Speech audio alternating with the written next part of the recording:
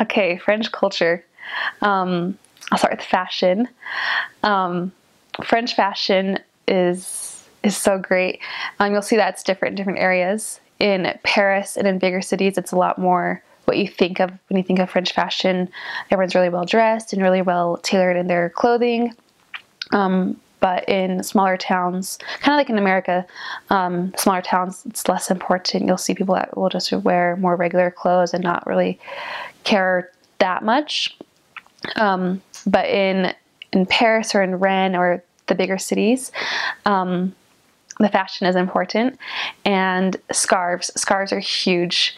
In America, I feel like we wear scarves when our neck is cold or when it's during the winter, or maybe sometimes girls will wear a scarf as an accessory. But in France, if you can see someone's neck sometimes, it's like, what? You should have a scarf on. What are you doing? And guys wear scarves a lot too. It's just as important for them to wear scarves as it is for girls.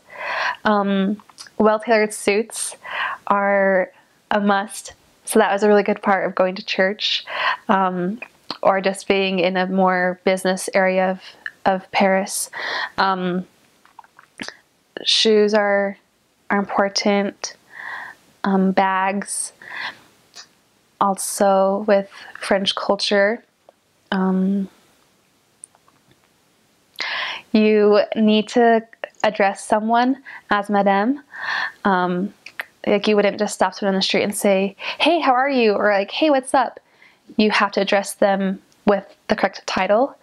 And I had learned that the French Parliament, they had just gone over whether or not, at what point you can start calling someone madame instead of mademoiselle. So it's like really official, and you have a lot of respect for older people. And you'll see that in the French language because there's the tu and the vous. And so in English, we just say you, whether or not you're 2 years old or 30 years old or 80 years old.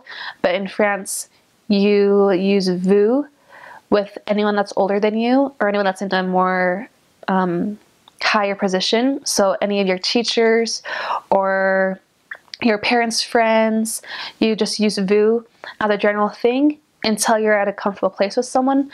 On a friendship level or a peer, then you'll start using tu. And so that's something that was good at the MTC. They only taught us the vous.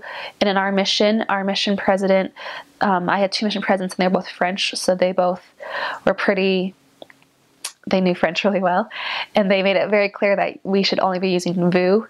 And to me, that was really nice because I just used vous with everything, but it kind of got bad because I'd use vous to children, which I shouldn't be doing because I'm higher than a 2-year-old in the rankings. And so I would vouvoie little kids, and they wouldn't understand because they had only been ever addressed as tu.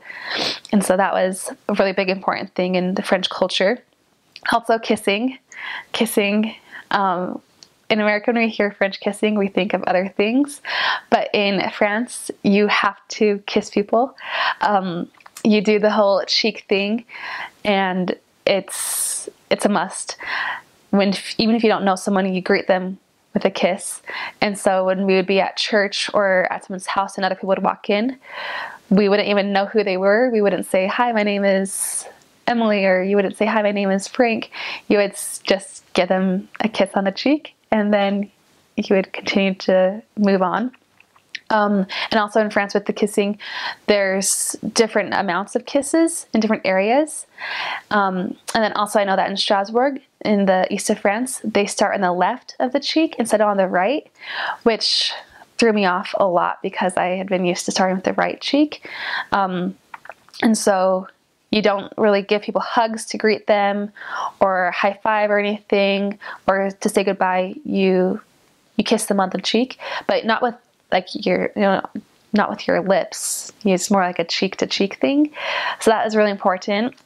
In France, sometimes I think people think that families are a bit more cold in that they're not as warm and nurturing, but I saw kind of a mix. I saw people that were really, really hands-on and really loving and touchy-feely with their children, and other people that you wouldn't ever touch your child, and if your child was crying, you wait till they're done crying. So that's kind of different. There's different parenting techniques. Also in France, mealtime is really important. Meals can last hours, and every night you eat dinner with your family. It's a time for them to talk together and to exchange how their day went, and also they eat late. In America, I'd say that the average dinner time for most families are between like 5 and 7, whereas in France, most of the families would start their meal after 7 and would even start at 9 o'clock. And so that was hard as a missionary because that kind of would fill up our night too much. And so we had certain rules about that with meal times. But meals are really important. They really like to eat together and to talk together. And it's not just you sit down at the table and eat and then you go off and do your own thing.